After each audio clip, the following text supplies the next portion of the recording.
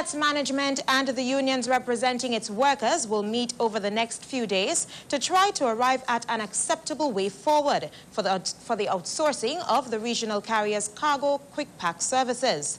This was agreed at the first meeting on Monday during 5.5 hours of talks, chaired by Minister of Labour Dr. Errol Court. Elisa Graham has the details.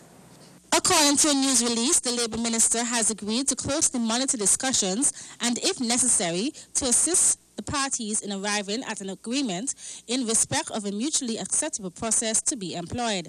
Earlier this month, the Antigua and Barbuda Workers' Union threatened region-wide industrial action if the company did not rescind redundancy letters issued to all but one of 26 cargo quick-pack employees. The redundancy, which was to take effect on April 15, was put on hold after the Minister of Labour intervened.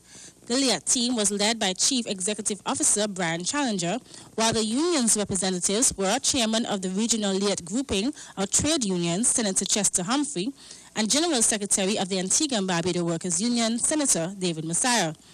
LIAT's work plan for 2011 and 2012, detailing management's vision for future development of the company, formed the basis for Monday's discussions. The unions were invited to give their initial response to the plan as presented by the LIAT Group.